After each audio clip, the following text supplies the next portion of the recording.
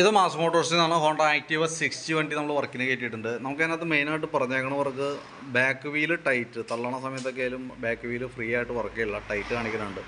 പിന്നെ ഹെഡ് ലൈറ്റിൻ്റെ സൈഡിൽ നിന്ന് ഒരു ചെറിയ ഇളക്കം വരുന്നുണ്ട്. സൈഡ് കവറിൻ്റെ അടുത്തുള്ളൊരു പീസ് കവർ പൊട്ടിപ്പോയിട്ടുണ്ട്.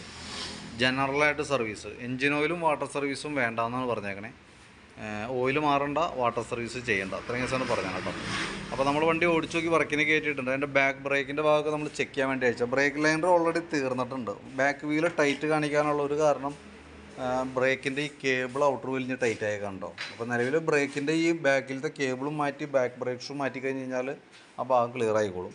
പിന്നെ ബാക്ക് വീല് പിടിപ്പിക്കുന്ന ഷാഫ്റ്റാണിത്. അത് നമ്മളതിൻ്റെ ബെയറിങ്ങിൻ്റെ പ്ലേ ഒക്കെ ചെക്ക് ചെയ്ത് വേറെ കംപ്ലയിൻ്റ് ഒന്നുമില്ല. ബാക്ക് ടയറായാലും അത്യാവശ്യം ഉപയോഗിക്കാണ്ട്, ഹബിൻ്റെ ഭാഗത്ത് വേറെ പറയത്തെ കംപ്ലയിൻ്റ് ഒന്നുമില്ല. അപ്പോൾ ബാക്ക് ബ്രേക്ക് ലൈനർ മാറ്റി ബ്രേക്ക് കേബിൾ മാറ്റിയിട്ട് കഴിഞ്ഞാൽ ആ ഭാഗം ഓക്കെ ആയിക്കോളും. ഗിയറിനകത്തോടെ ഓയിൽ നമ്മൾ ചെക്ക് ചെയ്തു, നല്ല ഓയിലാണ് കിടക്കണേ. പിന്നെ നമ്മളതിൻ്റെ എയർ ഫിൽറ്റർ ക്ലച്ച് സൈഡൊക്കെ ചെക്ക് ചെയ്യാൻ വേണ്ടി വെച്ചിട്ടുണ്ട്. എയർ ഫിൽറ്ററൊക്കെ നല്ലോണം പൊടി കയറി ഫുള്ള് ബ്ലോക്കാണ് കേട്ടോ. കമ്പനി ഫിൽറ്ററൊക്കെ കിടക്കണേ, പക്ഷേ മാറ്റേണ്ട ടൈം കഴിഞ്ഞിട്ടുണ്ട്. അപ്പോൾ എയർ ഫിൽറ്റർ മാറ്റുമ്പോൾ എയർ ഫിൽറ്ററും പ്ലഗും കൂടിയാണ് നമുക്ക് മാറ്റേണ്ടി വരാം. എയർ ഫിൽറ്ററും പ്ലഗും കൂടി സെറ്റായിട്ടാണ് നമ്മൾ മാറ്റേണ്ടി വരാം. അപ്പോൾ എയർ ഫിൽറ്ററും പ്ലഗും നമ്മൾ എസ്റ്റിമേറ്റിൽ ഉൾപ്പെടുത്തിയിട്ടുണ്ട്. പിന്നെ ക്ലച്ച് സൈഡ് നമുക്ക് CVT ക്ലച്ചാണ് സ്കൂട്ടർ മോഡൽ വരാം. അപ്പോൾ നമ്മളത് മാനുവലായിട്ട് തന്നെ അഴിച്ച് ഗ്രീസിങ് നടത്തണം. കാരണം ഈ സൈഡിൽ ഓയിലോ കാര്യങ്ങളൊന്നും വരുന്നില്ല, വണ്ടി ബെൽ ഡ്രൈവ് ആയതുകൊണ്ട്. അപ്പോൾ നമ്മൾ അതിന് വേണ്ടിയിട്ട് അഴിച്ചിട്ടുണ്ട്. നിലവിൽ അതിൻ്റെ ഉള്ളിൽ അത്യാവശ്യം പൊടി കാര്യങ്ങളൊക്കെ ഉണ്ടാക്കും, ഒന്ന് ക്ലീൻ ചെയ്ത് എയറടിച്ച് ക്ലീൻ ആക്കി എടുക്കാവുന്നുള്ളൂ. പിന്നെ അതിൻ്റെ വേരിയേറ്റർ ബോഡി പോസ്റ്റ് ഡ്രൈവൊക്കെ നോക്കി നോർമൽ സാധാരണ ഇതിലുള്ള തേമാനൊക്കെ ഉള്ളൂ, വേറെ കംപ്ലയിൻ്റ് ആയിട്ടൊന്നുമില്ല. ക്ലച്ച് യൂണിറ്റ് ഒന്ന് അഴിച്ച് ഫുള്ളായിട്ട് ഗ്രീസ് ചെയ്യുന്നുണ്ട്.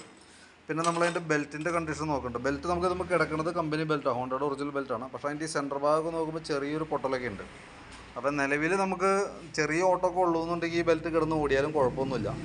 നേരെ മറിച്ച് നമുക്ക് അത്യാവശ്യം നല്ല ലോങ് ഓട്ടം വരുന്നുണ്ട്. വല്ല നൈറ്റൊക്കെ കാര്യങ്ങൾ ഓടണ വണ്ടിയാണെന്നുണ്ടെങ്കിൽ റിസ്ക് എടുക്കാൻ നിൽക്കരുത്, മാറ്റി കളഞ്ഞോളൂ. എസ്റ്റിമേറ്റിൽ ഞാൻ ബെൽറ്റ് ഉൾപ്പെടുത്തുന്നില്ല, വീഡിയോ കണ്ടതിന് ശേഷം നോക്കിയിട്ട് പറയാം. ബെൽറ്റ് മാറ്റണമെന്നുണ്ടെങ്കിൽ ആവശ്യപ്പെടാം. അപ്പോൾ നമ്മൾ കൂട്ടത്തിൽ കൂടെ ബെൽറ്റ് നമുക്ക് മാറ്റിയിടാം. കാരണം ഇതിൻ്റെ കൂട്ടത്തിൽ മാറ്റുമ്പോൾ നമുക്ക് വേറെ അഡീഷണൽ ലേബർ ചാർജ് ഒന്നും വന്നില്ല. കാരണം ഓൾറെഡി നമുക്ക് സർവീസിന് വേണ്ടിയിട്ട് അഴിച്ചിട്ടുണ്ട്. അപ്പോൾ ആ ബെൽറ്റ് മാത്രം ഇട്ട് കഴിഞ്ഞ് കഴിഞ്ഞാൽ അത് ഓക്കെ ആയി പോകുള്ളൂ. പിന്നെ ആക്സിലേറ്ററിൻ്റെ കേബിൾ നമ്മൾ ചെക്ക് ചെയ്തു, നിലവിൽ വേറെ കംപ്ലയിൻ്റ് ആയിട്ടൊന്നുമില്ല. ബാറ്ററി വണ്ടി വന്നപ്പോഴുള്ള ബാറ്ററിയാണ്. ബാറ്ററി നമ്മൾ കൂട്ടത്തിൽ കൂടെ ഒന്ന് ടെസ്റ്റ് നടത്തി വിടുന്നുണ്ട്. വോൾട്ട് നോക്കുമ്പോൾ 12.97 വരെ കാണിക്കുന്നുണ്ട്. അപ്പോൾ ബാറ്ററി നമ്മൾ ലോഡ് ടെസ്റ്റ് ആയതാണ്. അപ്പോൾ 8.7 വന്നിട്ടുണ്ട്. 8.5 വോൾട്ട് താഴേക്ക് വന്ന കംപ്ലയിൻ്റ് ആയിട്ട് വരും. ഇപ്പോൾ വലിയ താമസമില്ലാണ്ട് നമ്മുടെ വണ്ടി സെൽഫിൻ്റെ കംപ്ലയിൻറ്റ് കാണിക്കാൻ സാധ്യതയുണ്ട്. കാരണം ഓൾറെഡി ബാറ്ററി നമ്മൾ ചെക്ക് ചെയ്യുന്ന സമയത്ത് കംപ്ലയിൻ്റ് ആയിട്ടാണ് കാണിച്ചത് കേട്ടോ. ഇപ്പോൾ നിലവിൽ ഓടിക്കോട്ടെ, പരമാവധി ഉപയോഗിക്കാം. കംപ്ലയിൻറ്റ് കാണിച്ചിട്ട് മാറ്റിയാൽ മതി.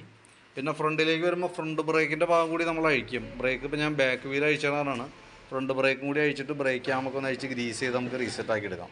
അപ്പോൾ ടയറൊക്കെ അതിൽ അത്യാവശ്യം ഉണ്ട്, ഉപയോഗിക്കാനുണ്ട്. സൈഡ് ചെറിയ തേമാനം ആ സൈഡ്. വീൽ ബെയറിംഗ് ഒക്കെ ചെക്ക് ചെയ്ത് വേറെ കംപ്ലയിൻ്റ് ആയിട്ടൊന്നുമില്ല. പിന്നെ ഹെഡ് ലൈറ്റിൻ്റെ ഭാഗം വൈസറൊക്കെ എനിക്ക് തോന്നുന്നു വണ്ടി ഒന്നും മറിഞ്ഞു കണ്ടിട്ടുണ്ട്, സൈഡൊക്കെ സ്ക്രാച്ചസ് വന്നിട്ടുണ്ട്. അതിൻ്റെ ഉള്ളിലത്തെ ക്ലിപ്പുകൾ ചാടി പോയേക്കാണ് മെയിനായിട്ട് എൻ്റെ കംപ്ലയിൻറ്റ് കേട്ടോ. അപ്പോൾ അത് ക്ലിപ്പ് ഒന്ന് മാറ്റിയിട്ട് റീസെറ്റ് ആക്കാം. റൈറ്റ് സൈഡ് ഇൻഡിക്കേറ്ററിൻ്റെ ഇവിടെയൊക്കെ പൊട്ടിയിരിക്കുന്നുണ്ട്. തൽക്കാലത്തേക്ക് അതങ്ങനെ ഇരിക്കട്ടെ, കുഴപ്പമില്ല. അത് ആ രീതിയിൽ പോട്ടെ. അതൊക്കെയാണ് മെയിനായിട്ട് നമുക്ക് വൈസറിൻ്റെ ഭാഗത്തു നിന്ന് വന്നാണ് പ്രോബ്ലം. പിന്നെ ഈ സൈഡൊക്കെ സ്ക്രാച്ചസും കാര്യങ്ങളൊക്കെ ഉണ്ട്. ഈ സൈഡൊക്കെ ഒരു മറച്ചിൽ മറിഞ്ഞാണ്, ഈ സൈഡൊക്കെ ഉണ്ട്. പിന്നെ ഇവിടുത്തെ ഒരു കവർ, ഇവിടുത്തെ ഒരു പീസ് പൊട്ടിപ്പോയേക്കുന്ന കേസാണ് പറഞ്ഞേക്കണേ. പ്ലാസ്റ്റിക്കിൻ്റെ ഫൈബർ പീസാണത്, പ്ലാസ്റ്റിക് അല്ല ഫൈബർ. അതിൻ്റെ ശരിക്കും ഈ സൈഡ് കവർ മൊത്തം ഇടിയൊക്കെ കിട്ടിയതാണ്. അപ്പോൾ ഇതിവിടെ തൽക്കാലം നമ്മൾ ഈ കവർ ഓൾറെഡി നമ്മുടെ കയ്യിൽ സ്റ്റോക്ക് ഉണ്ടാവില്ല. ഇനിയിപ്പോൾ അത് മേടിച്ച് വെച്ചാലും ക്ലിയറായിട്ട് ലോക്കായിട്ട് നിൽക്കില്ല, കാരണം അതിൻ്റെ ഇവിടുത്തെ പൊസിഷനൊക്കെ പോയിട്ടുണ്ട്. അപ്പോൾ ഒന്നുപോലെ ഈ രീതിയിൽ തന്നെ നമുക്ക് സ്ക്രൂ ചെയ്ത് പിടിപ്പിക്കാം. അതല്ലാന്നുണ്ടെങ്കിൽ അഡീഷണൽ ഒരു സ്ക്രൂ ക്ലിപ്പും കൊടുത്തു കഴിഞ്ഞാൽ കുറച്ചും കൂടി സ്ട്രോങ് ആയിട്ട് നിന്നോളൂ. ഇതിപ്പോൾ ഇത് വേറൊരു കവർ വരുത്തി നമ്മൾ മാറ്റി നോക്കേണ്ടി വരും, ഇതിനകത്ത് കറക്റ്റ് സെറ്റിംഗായി നിൽക്കുമെന്നല്ലോ. കാരണം മൊത്തത്തിൽ പൊസിഷൻ മാറിപ്പോയിട്ടുണ്ട് കേട്ടോ. തൽക്കാലം അതാ രീതിയിൽ തന്നെ സെറ്റ് ചെയ്യണുള്ളൂ. നമുക്ക് വേറെ പ്രത്യേകിച്ച് അതിന് ഒന്നും ചെയ്യാൻ നോക്കിക്കഴിഞ്ഞാൽ നടപടി ആവില്ല, കാരണം മൊത്തത്തിൽ ചിളക്കൊക്കെയാണ് ഈ സൈഡൊക്കെ. പിന്നെ പ്ലഗിൻ്റെ ഞാൻ പറഞ്ഞു, പ്ലഗ് മാറ്റിയിടണം. എഞ്ചിൻ ഓയിൽ ചെക്കപ്പാണ് പറഞ്ഞിരുന്നത്. അപ്പോൾ അതിനകത്ത് നോക്കുമ്പോൾ ലെവല് ചെറിയൊരു വേരിയേഷനുള്ളൂ, ഓയിൽ വലിയ കുഴപ്പമായിട്ട് തോന്നണില്ല കേട്ടോ. അപ്പോൾ ഇതൊക്കെയാണ് മെയിനായിട്ടുള്ള വർക്കുകൾ. അപ്പോൾ ഞാൻ അതിൻ്റെ ഏകദേശം ഒരു എസ്റ്റിമേറ്റ് ആക്കിയിട്ട് അതിൻ്റെ ഡീറ്റെയിൽസ് ഒന്ന് വാട്സാപ്പിലേക്ക് സെൻഡ് ചെയ്തിട്ടേക്കാം. വീഡിയോ കണ്ടതിന് ശേഷം നോക്കിയിട്ടൊന്ന് റിപ്ലൈ ചെയ്യണം കേട്ടോ. കാരണം റിപ്ലൈ കിട്ടിയിട്ട് നമുക്ക് അതനുസരിച്ചിട്ട് വേണം വർക്ക് കംപ്ലീറ്റ് ചെയ്യാനായിട്ട്. ഏകദേശം ഒരു 5 മണിക്ക് ആകുമ്പോഴത്തേക്കും നമുക്ക് വർക്ക് 5 മണിക്ക് മുമ്പായിട്ട് വർക്ക് കംപ്ലീറ്റ് ചെയ്യാനായിട്ട് നോക്കാം. എന്തെങ്കിലും വ്യത്യാസങ്ങളുണ്ടെങ്കിൽ ഞാൻ വിളിച്ച് അറിയിക്കാം കേട്ടോ. ഓക്കെ.